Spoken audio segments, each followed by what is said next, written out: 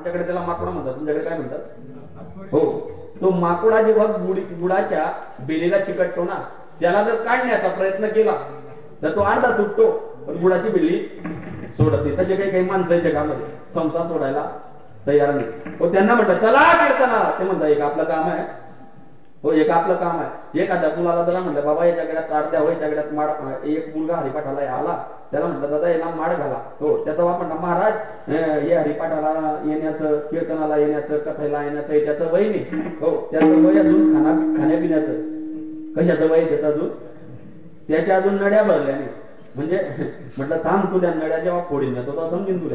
हो, असं मुद्दा माझा काय, मुद्दा माझा काय. हो, भजन हे जीवनामध्ये करता येतं, संसारात राहून सुद्धा. सगळ्या संत महात्म्यांनी संसार केला आहे. ज्या अर्जुनावर देवाने विशेष प्रेम केलं ना, त्या अर्जुनाने सुद्धा संसारच केलाय. त्याला पत्नी 4 होत्या, परंतु त्याचा अधिकार एवढा मोठा होता मायबाप अर्जुनाचा की तो झोपला जरी ना तर त्याचे केस सुद्धा कृष्ण कृष्ण म्हणत होते. काही नवल असेल, जो झोपला जरी, देव वेडा नव्हता. हो, देव वेडा नव्हता त्याचा सारथी बनायला. हो, देव कुणाचाही सारथी बनेल का? नाही नाही नाही नाही, त्याला देव कळलेला होता. त्याने कृष्ण परमात्म्याला ओळखलं होतं. होते तर दोघं जणही त्या ठिकाणी, होता तर दुर्योधनही. पण दुर्योधनाने देवाला ओळखलं का? शिष्टाई करण्याकरता कृष्ण परमात्मा गेले. हो, आणि सांगितलं होतं दुर्योधनाला, अरे पांडवांची जमीन आहे, देऊन टाक पांडवांना. त्यावेळेला त्याने नकार दिला. ज्या व्यक्तीला वाटतं की आपल्या जीवनामध्ये आपण चांगलं जीवन जगलं पाहिजे, आपलं जीवन हे सुख समाधानकारक असलं पाहिजे, त्याने जीवनामध्ये या 3 गोष्टी लक्षात ठेवा. हो, ज्याला वाटतं आपलं जीवन सुखमय समाधानकारक राहिलं पाहिजे, त्याने जीवनामध्ये 3 जणांचा पैसा कधीच खाऊ नये. 3 जणांचा पैसा माणसाने कधीच, माणसाने गावाचा पैसा खाऊ नये, माणसाने गावाचा पैसा खाऊ नये, माणसाने देवाचा पैसा खाऊ नये, माणसाने भावाचा पैसा खाऊ नये. काय बोललो मी? गावाचा, भावाचा, देवाचा. हो, गावाचा, भावाचा, देवाचा हा पैसा जे माणसं खातात ना, ते कालांतराने त्यांचा वंश बुडतो. जिवंत उदाहरण म्हणजे महाभारत. हो, पांडवांची जमीन होती, द्यायला पाहिजे होती, दिली नाही दुर्योधनाने. 5 गाव मागितले होते कृष्ण परमात्म्याने, तरी दिले नाही. हो, मग युद्ध करण्याकरता तयार हो. मग युद्ध करण्याकरता ज्यावेळेला दुर्योधन तयार झाला, दोघही जण कृष्ण परमात्म्याकडे मागण्याकरता गेले होते. दुर्योधनही देवाजवळच गेला, अर्जुनही देवाजवळच गेला. पण दुर्योधन थोडासा अहंकारी होता, तो देवाच्या डोक्याजवळ जाऊन बसला. अर्जुन नंतर आला, अर्जुन देवाच्या पायाजवळ जाऊन बसला. हो, कारण त्याला अहंकार नव्हता. मला सांगा, देवाने झोपण्याचं नाटक केलं, दुर्योधन देवाच्या डोक्याजवळ बसलाय, अर्जुन देवाच्या पायाजवळ बसलेला आहे. जेव्हा झोपेतून कृष्ण परमात्मा जागे झाले असतील, तेव्हा त्यांना पायाजवळचा अर्जुन पहिल्यांदा दिसला असेल का डोक्याजवळचा दुर्योधन? पायाजवळचा अर्जुन. पायाजवळचा अर्जुन जसा दिसताना तसा देवाने प्रश्न केला, केवळ अर्जुना? तेवढ्यात दुर्योधन तिकडनं बोलला, पहिल्यांदा तो नाही, पहिल्यांदा मी आलोय.